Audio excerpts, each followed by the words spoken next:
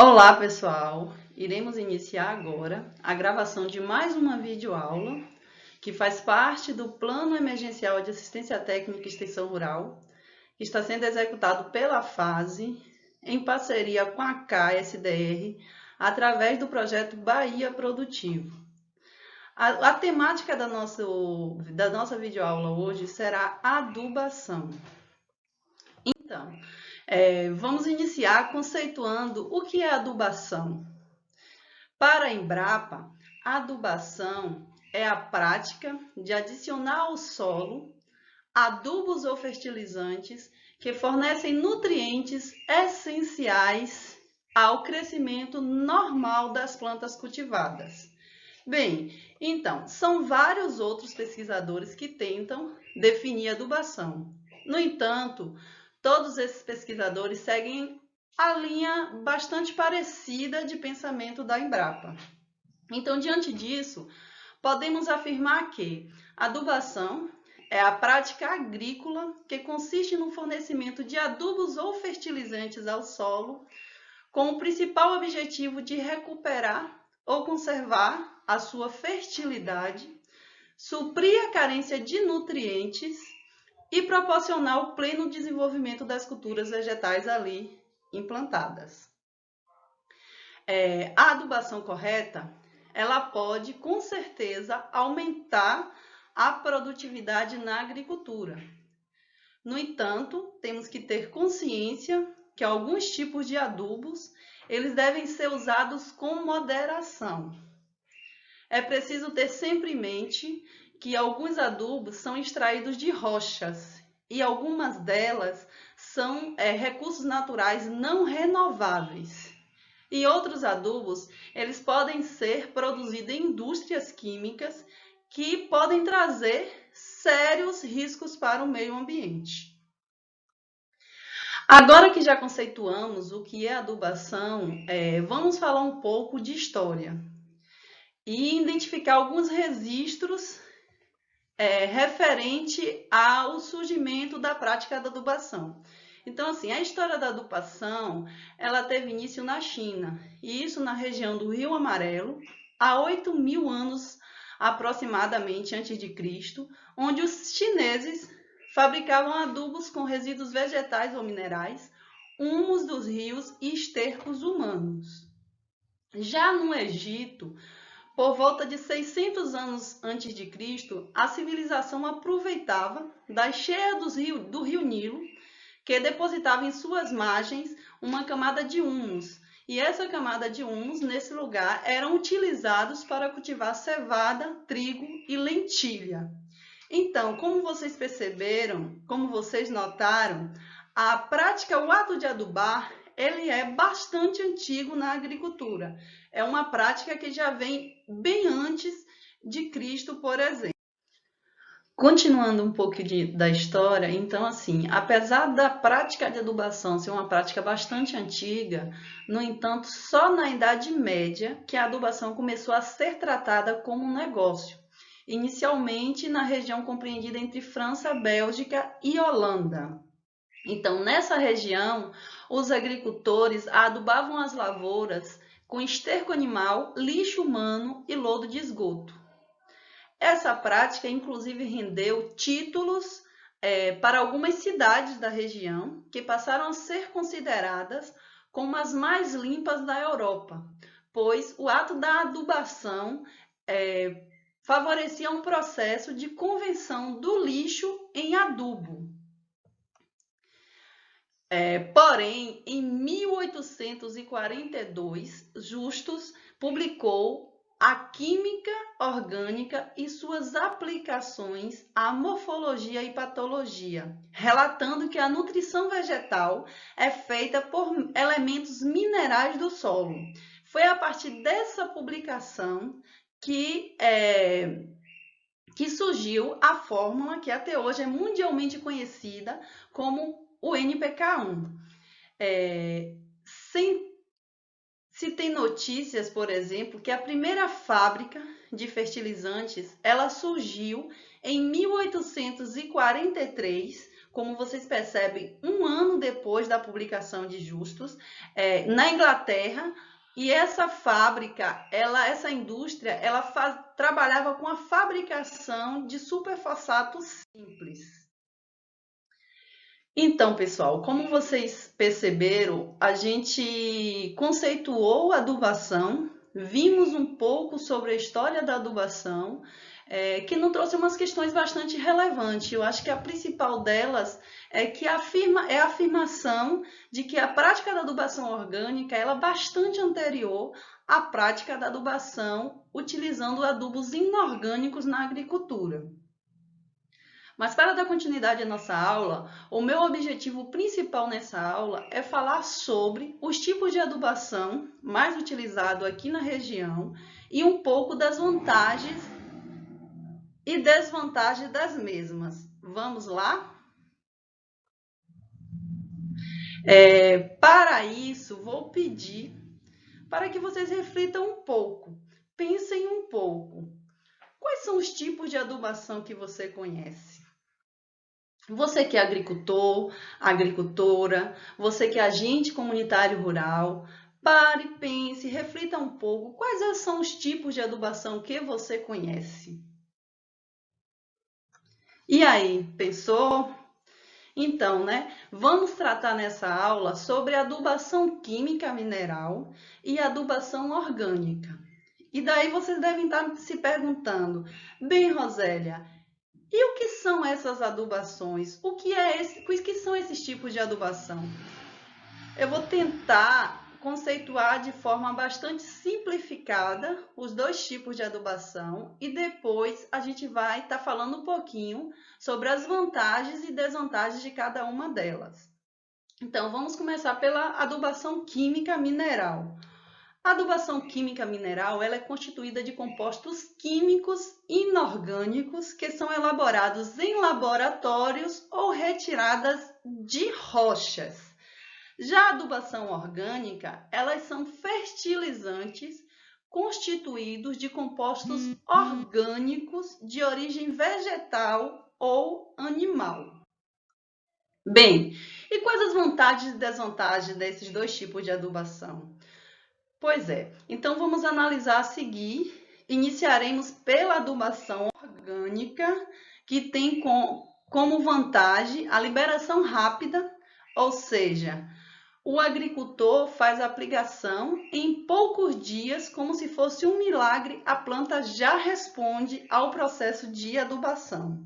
E isso se dá devido à rápida absorção que a planta tem desses adubos. Também é importante considerar que vários fatores naturais podem intervir ou não nessa absorção.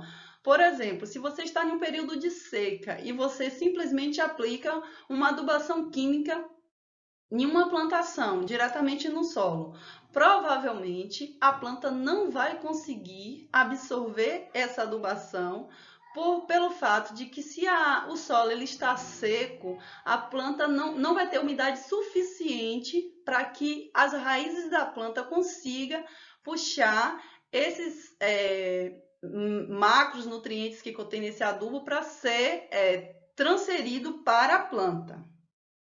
Uma outra vantagem é o alto rendimento, ou seja, com um saco de adubo de 50 quilos, por exemplo, você vai conseguir adubar várias plantas dentro de um cultivo que você estiver realizando. Claro que isso levando em consideração a análise química do solo, que vai determinar qual é o percentual de cada macronutrientes que a sua planta está precisando nesse momento para favorecer o desenvolvimento dela. Então, a gente viu aqui algumas vantagens da adubação química e algumas delas muito boas, não é isso? Aí vocês podem estar me perguntando, existe desvantagem? Claro que existe. E em seguida agora a gente vai estar vendo quais são as desvantagens da adubação química. E a gente começa pela questão da curta duração. Ou seja, da mesma forma que a planta responde imediatamente após uma aplicação de adubação química, essa adubação, a maioria delas, por conter produtos voláteis, ela não tem uma durabilidade no solo. Então, se a planta conseguiu, nos primeiros dias, absorver esses adubos, ótimo. Se ela não conseguiu absorver, provavelmente a partir de alguns dias, esse adubo ele já não vai mais ser absorvido pela planta. Uma outra desvantagem é o risco de queima da planta quando utilizada em excesso ou deixadas em contato direto com as folhas e os troncos. O adubo químico, ele também causa, ele acaba acidificando o solo, que aí vai ser necessário que o agricultor ele trabalhe nas próximas plantações com uma calagem mais intensiva nessa área. Um outro fator também em desvantagem da adubação química é que eles são biocidas, ou seja, eles acabam destruindo a microvida existente no solo. E o que é essa microvida? Essas microvidas são aqueles insetos, bactérias que muitas vezes estão ali no solo, que têm uma importância para estar ali, muitos deles responsáveis em transportar os minerais até a raiz. No entanto, com o processo de aplicação de adubação química, por ser um adubo muitas vezes com alto índice de sal, ele acaba destruindo essas microvidas que tem ali presente no solo. Uma outra desvantagem é que a adubação química ela forma um círculo vicioso, ou seja, quanto mais adubação, mais o solo vai precisar. E esse, gente, é um fator que não é interessante para o agricultor. Esse é um fator que ele é interessante apenas para as multinacionais da agroindústria, porque eles vão estar sempre tendo que ter disponível no mercado esses adubos químicos e os agricultores vão ter que estar sempre demandando deles para conseguir produzir o que deseja em sua área. Uma outra desvantagem também é que a adubação química ela deixa as plantas menos resistentes ao ataque de insetos, ácaros, nematóides, fungos, bactérias e outros vírus. Diminui a respiração, transpiração e fotossíntese das plantas e ainda matam os organismos úteis dos solos devido à acidez e salinidade, aquilo que eu já tinha acabado de falar para vocês, né? Então, agora a gente vai estar aprendendo um pouco sobre adubação orgânica. Iremos iniciar com as vantagens da adubação orgânica. E uma das principais vantagens da adubação orgânica é a liberação lenta, ou seja, tem uma alta durabilidade no solo. Aos olhos de algumas pessoas, pode pensar bem assim, mas a liberação lenta pode prejudicar a minha planta porque eu não vou ter um retorno imediato daquela adubação. No entanto, tem um fator muito importante nessa questão da utilização da adubação orgânica, é o seguinte, que ao contrário da adubação química, a adubação orgânica ela tem uma durabilidade no solo bastante extensa, ou seja, a planta ela vai trabalhar com seu metabolismo da forma normal, ou seja, quando ela precisar daquele micronutriente ou daquele macronutriente, vai estar disponível ali no solo para ela conseguir captar. Então, assim, a planta vai consumir conforme a sua necessidade. Uma outra coisa bastante importante na adubação orgânica é que ela fornece micronutrientes. Ou seja, muitos micronutrientes eles não estão presentes nas principais fórmulas de adubação química que está disposta no mercado, que são considerados como, por exemplo, o NPK. Então, na adubação orgânica, você vai encontrar vários outros micronutrientes que muitas vezes não se encontra em uma fórmula de um adubo NPK que está disponível aí no mercado. Uma outra vantagem é que ajuda a evitar a compactação do solo. Ou seja, a compactação do solo é um fator que impede a oxigenação do solo e dificulta o desenvolvimento das raízes. Quanto mais o solo está compacto, maior a dificuldade da planta se desenvolver. Outra vantagem da adubação orgânica é que ajuda, de uma certa forma, a planta a absorver melhor os minerais que estão ali presentes no solo e serve de alimento para uma série de organismos essenciais para o bom desenvolvimento das plantas, desde as minhocas até as diversas bactérias que estão ali presentes nos solos, que têm sua finalidade, que têm seu objetivo natural de estarem presentes ali. A adubação orgânica, ela ajuda também na redução do processo erosivo, isso favorecendo a conservação do solo. Como vocês viram em uma videoaula que a FASE gravou recentemente, a gente apresentou técnicas de conservação do solo. E a adubação orgânica, ela pode também, tem algumas práticas na adubação orgânica que pode ser considerada como técnica de conservação do solo, por exemplo. A adubação orgânica, ela garante maior disponibilidade de nutrientes para as plantas, com a maior retenção de água, aumenta a taxa de infiltração, ajuda a estabilizar a temperatura do solo durante o dia e durante a noite, estimula as atividades biológicas do solo e da planta e favorece a agregação de partículas do solo.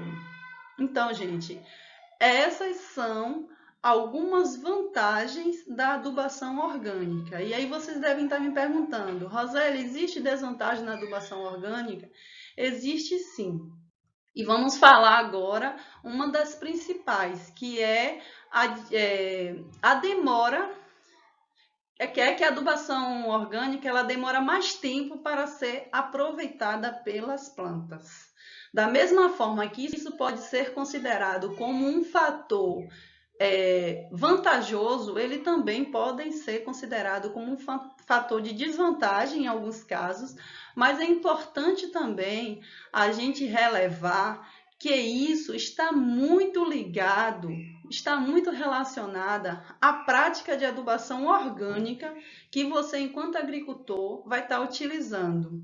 Vai estar relacionada também à qualidade do solo onde essa prática está sendo implantada e principalmente da dedicação do agricultor ou da agricultora que estará realizando essa prática.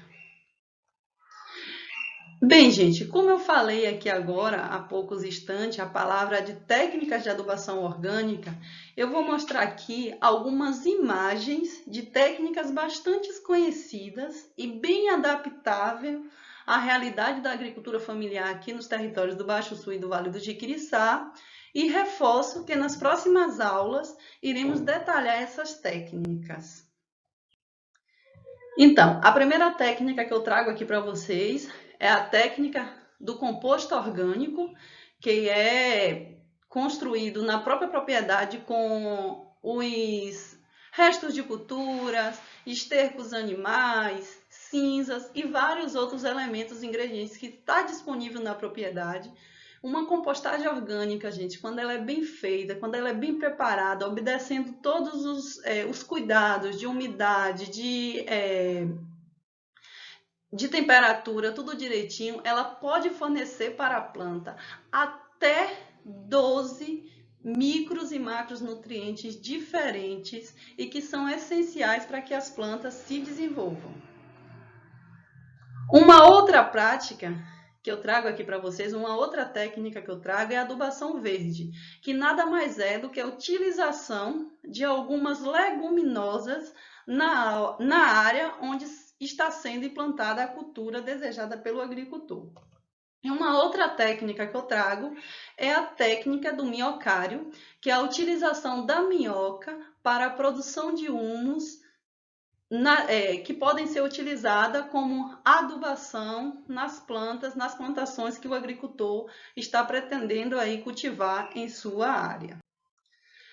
Bem, gente, já estamos quase chegando no final e eu trago aqui para reflexão uma imagem que é bastante conhecida, que demonstra a conservação do solo. Essa imagem ela está presente na maioria das literaturas que falam sobre solo, e ela traz uma imagem de como é a composição de um solo rico em matéria orgânica.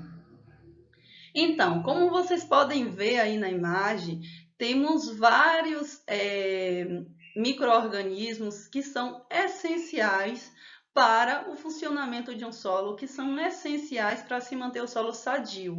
E como eu falei anteriormente, se você utiliza muito adubação química em uma área, ela acaba destruindo toda essa microvida, muito deles não perceptível a olho nu, mas que tem vamos dizer assim, sua responsabilidade para que a natureza funcione da forma correta.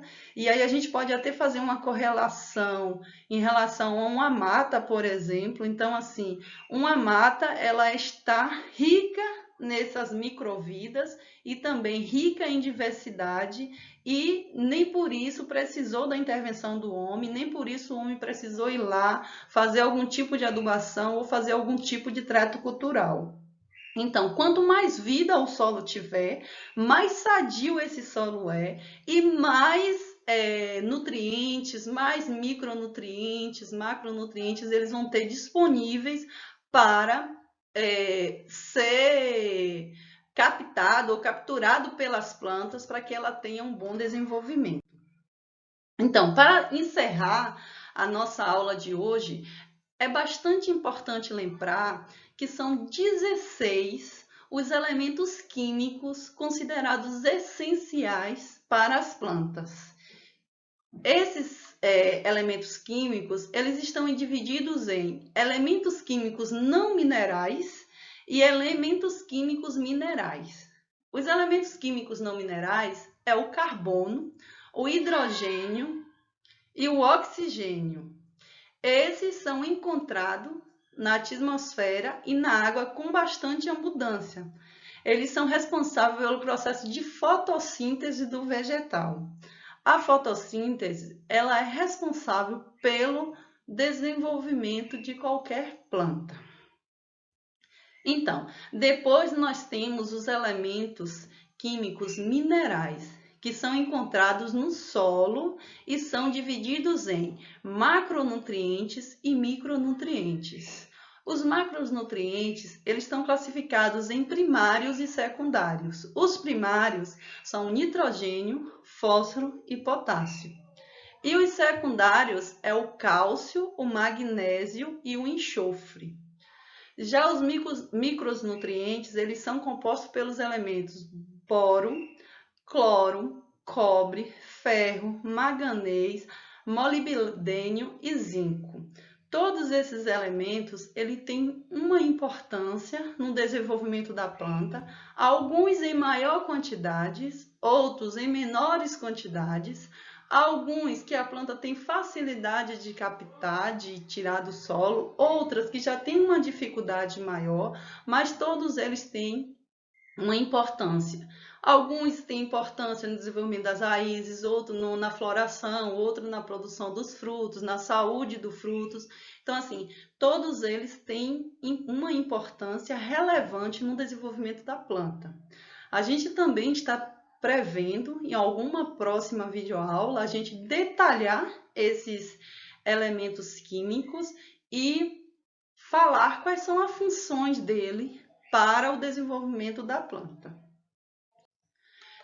Finalizando, gente, nossa videoaula de hoje, eu gostaria de deixar uma mensagem da nossa saudosa Ana Privavesi, que foi uma grande entusiasta da agroecologia, agrônoma, onde ela disse o seguinte: não existe solo rico ou pobre, existe solo vivo ou morto. Então, você agricultor, você agricultora, cuidem dos seus solos para que eles continuem dando os frutos que vocês desejam. Gratidão, e assim encerramos a nossa videoaula de hoje. A TER à Distância é uma adaptação das atividades de assistência técnica e extensão rural do Bahia Produtiva, projeto do Governo do Estado da Bahia, por meio da Secretaria de Desenvolvimento Rural do Estado da Bahia, executado pela CAR, Companhia de Desenvolvimento e Ação Regional, com recursos provenientes de acordo de empréstimo com o Banco Mundial.